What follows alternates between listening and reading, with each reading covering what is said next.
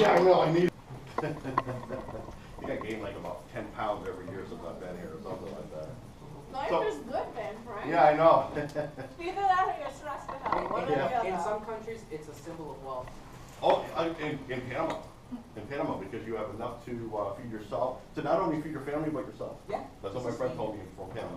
So, anyways, what I want to do just so I can show you today is a presentation I put together for this, and I also use it in the biological communications class, and I use it too in a class that I teach in environmental impact assessment. And I've worked my whole life in industry and academia, for nonprofit, federal government, state government, local government, you know, everything you could possibly think of. And my major role is as a environmental scientist doing impact assessments. And what I want to do today is kind of show you like a format that it's something that is new.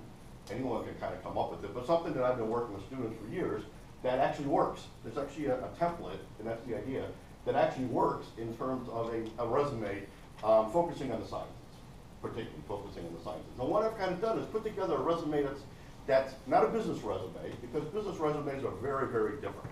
The things that, you know, and not a curriculum vitae, unless you want to go on to academics or you own a grad school, that's another type of thing. But you'll see what I've done is kind of combine the two, is what I've tried to do. And so I kind of give you some different type of hints on how I've actually developed it. And then I have a template for you. And not everything in the template may apply to you, but it'll give you a good idea of how to start your resume and how to make it look nice and stuff like that. Kind of like what I did. When I started looking for a job as a professor a zillion years ago, I looked online to see how people put together their CVs. And I picked in, you know, different parts. Oh, I like the way this looks. Oh, I like the way that looks. It was completely different than my information, but I kind of like the way different types of things. I still find different ways to actually change it, even to today. So let's just kind of start here. So one of the things you do right away is you look at the job details. And it's easier than ever to look at different type of job things. Back in the old days, we had to go to career services and sit there with newsletters that came up. If you're lucky, you got the newsletter from 2 months ago. It was never up to date, and you're trying to find an internship and stuff like that. And you're trying to find information about the thing. There's no internet, right? Now they make it really easy for you. So the funny thing about this presentation is, even though I'm from Connecticut in the Northeast, it just happened to be that all the ones I found that for this presentation ends up being from here. So it's kind of biased, I guess, in that way. So here's an environmental science specialist position, very common, entry-level position. And some of the things that you notice right here is, this is the thing that messes students up. Minimum of 3 years. Well, how do I get 3 years if it's an entry-level position? And you see this over and over again in the sciences. And what you can do is demonstrate through your courses and demonstrate through internships, demonstrate through independent studies or research with professors and stuff like that, that you have some experience in the skill. They're looking for a particular type of skill set. So that's what I said. The non-paid internships, the volunteering, student employment. I worked in a museum most of my, as a student, cutting up dead animals and doing research and stuff on the side with my mentor. The thing is that ends up being probably the most important thing to distinguish yourself, because if you look at the education and it wants a bachelor's degree, let's say they want a science, some sort of science degree, well, everybody in this room has the same degree, all right? Or similar, you're in clusters. So if I'm an employer, how am I going to figure out who I'm going to hire? I'm going to decide based on the experience or based on the skill sets that you're going to bring to me. All right, so that's pretty much what they're very much. That's how I got my first job when I was doing things. So that's the important thing, is this right here. And so for many people, what happens is going through this exercise and being, oh, an eye-opener. I don't have much to put down on my resume. Well, now it's time. It's time to start looking for those internships. Some are paid, some are not. Some are in the valley, some are not in the valley. There's more opportunities now for students to do things than there's ever was when I was a student. I mean, it's great. There's all sorts of programs across the whole country really focusing on particularly undergraduate education. So you can also look at the project description, and as you go through the project description, you try to start, here they're actually telling you something about the company. Now it's easy to get online. Sometimes you go online, you can actually find examples of resumes of people work for the company, and you can kind of see what the company is looking for resumes. Well, what you want to start doing is you want to start looking for some of these keywords, because you want to make sure that the keywords are placed just like you would in a cover letter. That would be a whole other thing that we could go into, in your resume also. Because what happens is when you apply for a position, either people are very into looking at your cover letter, or very people are into looking at your CV. Just like when we have searches, we have search committees with professors. I'm a cover letter person. I run right to the cover letter. And I'm looking through the cover letter, and I'm looking for keywords in terms of what I think is going to make a good professor. And then if I think they're going to make a good professor, then I look at their CV. Other people go to their CV right away to decide whether they want to even take the time to look at their cover letter. So you're kind of getting sorted out by different types of things, and you don't want to be sorted out because you forgot to put some keywords in. If you're going into the sciences, and let's say you're not going into academia, but you're going into industry or other types of things, the person who might be reviewing your resume or your application may have nothing to do with what you're going to do. They might not even know what you do. I work for the Department of Environmental Protection in New Jersey. The human resource people had no idea what my position was. They had no idea what science was. I mean, they were just human resource people working in the thing. And yet they're going to take your resume and they're going to rank you to decide whether you're the top 5 candidates, and then who to decide, to make recommendations on who to actually interview and get you to the next step. So that's a really important thing. So we can look through some of this type of stuff, and we can look at particularly the bottom part here. And as we go through, we can jump and grab different type of words. So in this situation, you can see they want people to know something about regulations, someone in terms of compliance, report preparation, and that's a big one, communication skills. Now, I've worked with lots of people who own companies, who are vice presidents and presidents and all these different type of things, and government, and the number one thing that they want from students is communication skills. Writing well and being able to get in front of a group of people and talking and feeling comfortable. You don't have to be an expert, but just being able to talk effectively in a group of people, or in a small group of people around a table and explain something. And that's very, very important. In fact, you're gonna find out that once you get your degree and you get into the world there and start working, that it's going to be your communication skills that's going to give you those, the ability to move up the ladder and make more money. And that's what happened with me. I found that very quickly. I was like, wow, I don't think I'm anything special. But I found out that most of the people did not have the same skill in writing and the other type of stuff that I've been trying to develop in terms of report writing. So I could get jobs just writing reports. And that's it, almost as a technical writer. I mean, I was doing all the work too, and doing contracts and everything else, but a lot of it had to do with the type of stuff, and I was able to move up. Other people that couldn't get in front of a group of people were actually held back by the vice presidents and stuff like, no, they don't have the experience, don't ever let them talk in front of a group of people. And I was like, I got in trouble one time for letting a guy talk in front of a group of people. The president yelled at me. And I'm like, well, what the heck? This guy knows what he's doing. I said, if he never gets the experience talking in front of a group of people, how's he ever gonna move up? And so he finally left too, like the rest of us. This was a horrible company to work for. Most people didn't last 5 years here. So you can see that. So liaison, being able to work with people, right? Assessments, being able to do different type of evaluations, different types of analytical skills, and then training. And you say, all right, well, I've never really trained anyone. If you've ever had the opportunity to be a teaching assistant or a workshop and stuff like that, you've trained people, okay? So that's why teaching can actually be, you can emphasize that. You may not have specific training, but you can say, look, well, I've worked with different age groups and stuff, here's different things, and then I can actually teach something if you had something for me to explain. So these are the type of words that you would want to focus on. You got the different type of position requirements. You see that 3 to 5 years position, knowing some of the regulations. Here's that strong written oral communication skills, working cooperatively, regulatory, strong computer skills in terms of MS Office. Almost everybody has those now. I mean, these little kids. My niece, who's like 4 years old, can use an iPad. I mean, everyone kind of has that now. But you may have specialized computer skills, and that's what we're going to focus on. You may have used certain type of software in a lab. You may use different type of databases.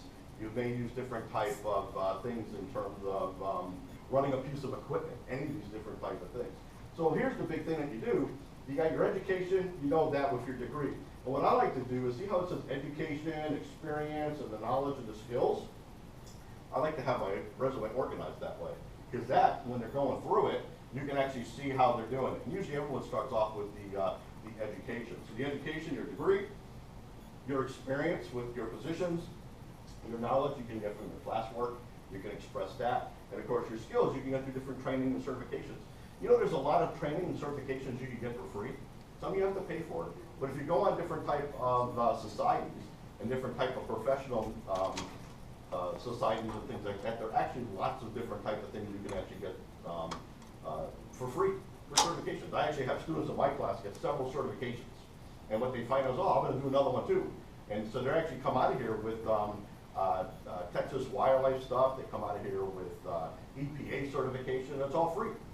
And so there's a lot of things you could actually do, or by finding out just in your own area, if you go to a conference sometimes, they might have different type of workshops where you get certified too, and I've done that. So there's lots of opportunity to get these different type of certifications.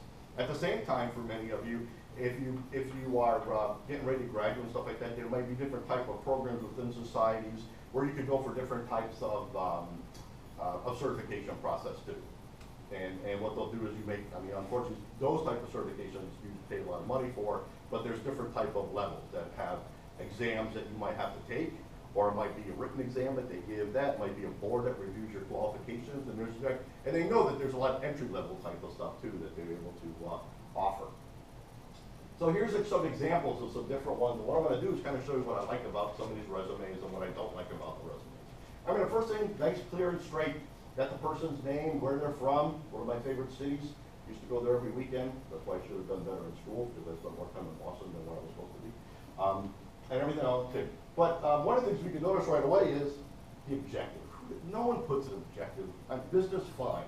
In science, do you ever see an objective? Never. Never. If you had a CV from a professor that had an objective on it, what would you do? Right? I mean, professors are cruel to each other. They're really cruel to each other. They're looking for any excuse to say no. So you don't really see any type of objective. I mean, it's duh. You apply for the position, your objective is to get that job, right? So we don't really do that, and they don't really say much. The next thing is the education, right? Which is good, right?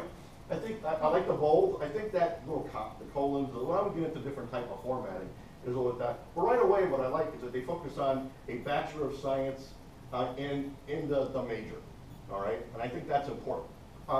The school that you go to is not as important as making sure that you hit the person overhead if you have that degree, because that's what they want. So I think I got that. So I like that. Oh, I changed the thing on it, kid. I said because just like in Walmart, you know how Walmart used to have the smiley face, right? With the rollback, don't anymore. I can't use Bucky anymore, so I have to do that. So they get the experience. And one of the things I like about the experience is it has right away, it has laboratory assistant, rather than, you don't know anything about Niagara Environmental Associates, and neither do I, but probably everyone in the room knows what a laboratory assistant is, right? What would be a better way to make that title stronger and have the same thing? All you do is add one word in front of that. Remember what job you're applying for, right? Research. Even more specific. Like biology or Yeah, this person's applying for an environmental position, environmental laboratory assistant. See how much different that jumps out in terms of yourself with just one word. Now you say, well, how do I know what position? Well, the easiest thing to do is sometimes you might have a position that has a title. If you're working for a professor and there's really no title, talk with the professor. Geez, is it okay that I consider myself on my resume, or if I'm applying for jobs, that I'm a biology research assistant? And that way, if anyone calls you and said, has this person been a biology research assistant, that professor or the person you're working with or whatever knows that. All right? Don't just make up your titles yourself. It's nice to have some sort of something you can back it with. But just by using that one term, it's very different. The other thing I really like about this is that it has a different type of bulleted things. Action words and things that kind of jump out. So now you're not just giving the experience, but you're also telling what you did, and very specific types of things. And ideally, if those things match up with what with what they're looking for, is a good thing to do too. So I like the bullets. So I definitely like that. And then the bottom, I like those the action verbs. Then we're going to start getting to some of the skills too. So see, process, conducted, preparing. You can make a whole list of these. And if you get confused, just pick from the list. Really, that's what I used to do. You think of different verbs, you find these different verbs, and you can just put them down. So, and I said, I like the skills. Look at the different types of skills I know. It's way down the bottom. Here it's not just computer programming, but computer programming and Fortran. Back in the old days, but basic. Stuff like that, you know. I did my dissertation was on basic in MS-DOS. Which you can imagine. The other thing good is they talk about completing a course of laboratory standards and safety. Now I'm not talking about completing where, oh yeah, well, I was in organic lab, and in organic chemistry we had to know how to be in the lab. I'm talking about more formal where we went through the training with environmental health and safety. something that you have done where you might have been in a research lab or something here. And then it's even better because here they put that down, but they don't put down where they got it. I would put down laboratory standards and safety, comma, Department of Environmental Health and Safety, comma, University of Texas Rio Grande Valley, and even put the date. That's how I would, that makes it a lot more formal in the way of doing it. In fact, that's what I do. I usually try to have my entire class, rather than just talk to them. If I can arrange to have, because it's usually a small class, I'll have someone from environmental health and safety just do the whole thing. So here's another one. Now, one of the things I like here is, look at the way the name jumps out compared to the last one. And you want the person to remember your name. So I like that. I like the bold, and I like the way that it's all in caps. Because you want the person to kind of remember you. The thing you want to do is you want to have it all in the same font. You don't want to have that like 16 or anything like that. Have everything very simple, in the same font, Times New Roman, 11 or 12 point, and that type of stuff. The problem is this, is the education gets there, but what do? They got where it's from, University of Massachusetts, rather than the bottom. Okay? I like to have that first. But one of the things I do like is I definitely like the list of courses. Because the courses fulfill that section that we talked about with the knowledge, right?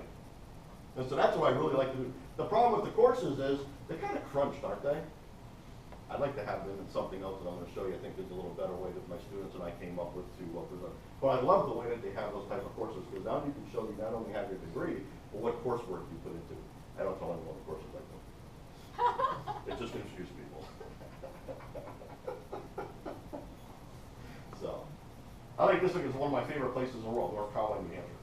I figured if I never got into grad school, I was just going to say, heck with it, keep being a janitor like I was my whole life, and hang out there and just go backpacking every weekend.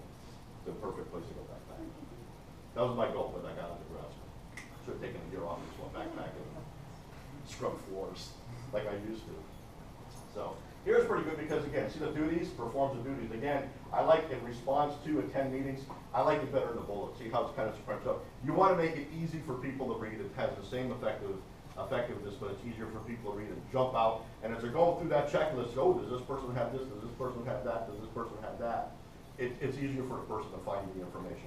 You don't want the person to have to look into your resume or look into anything and try to figure out what your qualifications are. You want it to just hit the person right over the back of the head, right? So here's another one.